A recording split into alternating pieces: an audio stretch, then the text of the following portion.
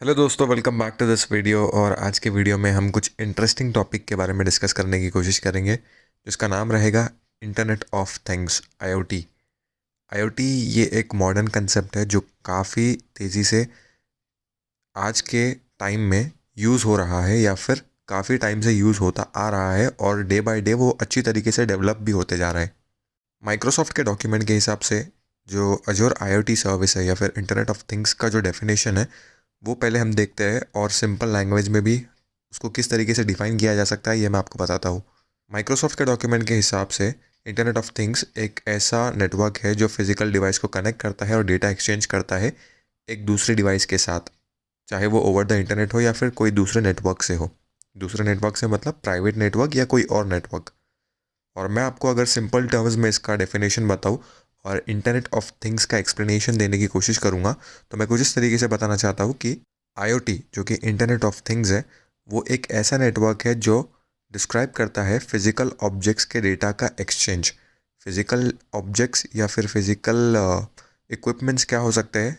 Mobile phones, laptops, smart watches और कोई भी ऐसे फिज़िकल डिवाइस जो कम्युनिकेशन के लायक हो।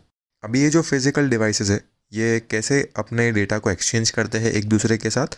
तो ये चाहे तो एप्लीकेशन के थ्रू कर सकते हैं, चाहे सेंसर के थ्रू कर सकते हैं, चाहे किसी नेटवर्क के थ्रू कर सकते हैं। इसका मैं आपको एक बहुत ही बेस्ट एग्जांपल देता हूँ। आज की डेट में हमारे पास स्मार्ट वॉचेस निकल गए हैं जो हमारे मोबाइल डिवाइस के साथ मतलब फ़ोन के साथ कनेक्ट होते हैं। अगर हमें हमारे फ़ोन पे टेक्स्ट मैसेज या व्हाट्सएप मैसेज या कॉल आता है तो वो हमारे स्मार्ट वॉच पे भी हमें दिख जाता है। हमें जेब से फ़ोन निकालने की ज़रूरत नहीं पड़ती। हमने अगर स्मार्ट वॉच उससे कनेक्ट किया है तो हम स्मार्ट वॉच से भी देख सकते हैं कि हमें किसका मैसेज आ रहा है या कॉल आ रहा है। तो smart watch and mobile device में कम्युनिकेशन इस्टेब्लिश होने के लिए हमें ब्लूटूथ ऑन रखना पड़ता है। तो ब्लूटूथ नेटवर्क के थ्रू हमारा mobile device and smart watch data exchange करते हैं एक दूसरे के साथ और कम्युनिकेशन इस्टेब्लिश करते हैं। तो इंटरनेट ऑफ थिंग्स यही है कि कोई भी फिजिकल डिवाइस अगर आपका किसी नेटवर्क के थ्रू डेटा एक्सचेंज या कम्युनिकेट कर रहा है तो उसको इंटरनेट ऑफ थिंग्स कहा जाता है। अजोर क्लाउड के अंदर दो टाइप के इंटरनेट ऑफ थिंग्स या फिर दो टाइप के इंटरनेट ऑफ थिंग्स के सर्विसेज अवेलेबल है। एक सर्विस है आईओटी हब, दूसरी सर्विस है आईओटी सेंट्रल। दोनों सर्विस मेनली सिमिलर तरीके से ही काम करते हैं लेकिन थोड़ा बहुत डिफरेंसेस हैं उनके अंदर। तो वो डिफरेंसेस क्या है ये मैं आपको बताता हूँ। आईओटी हब एक ऐसी सर्विस है जो बाई डायरेक्शनल कम्युनिकेशन इस्टेब्लिश करने में हेल्प करती है। किसके बीच में? फिजिकल डिवाइसेस के बीच में और अजूर क्लाउड के बीच में कम्युनिकेशन इस्टेब्लिश करने के लिए आईओटी हब ये सर्विस काम में आती है।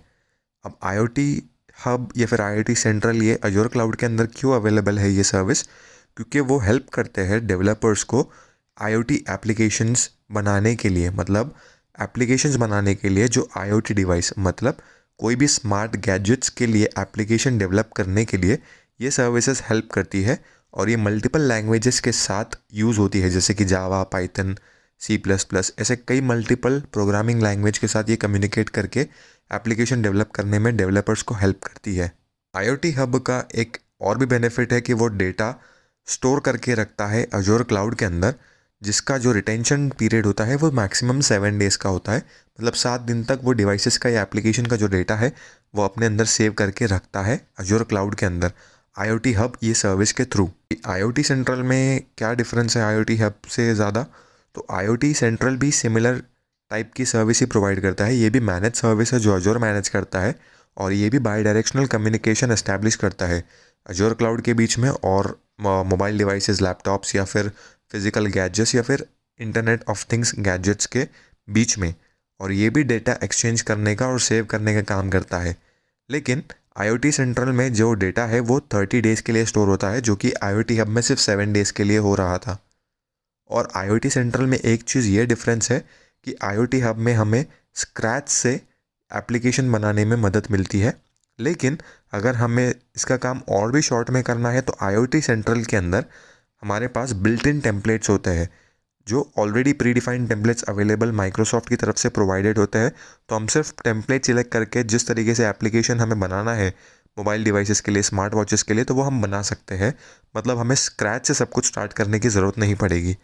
तो ये कुछ डिफरेंसेस है आईओटी हब और आईओटी सेंट्रल के बीच में। उम्मीद करता हूँ आपको ये वीडियो समझ आया होगा। अगर आपको वीडियो अच्छा लगे तो वीडियो को लाइक कीजिए, चैनल को सब्सक्राइब कीजिए। Thank you very much.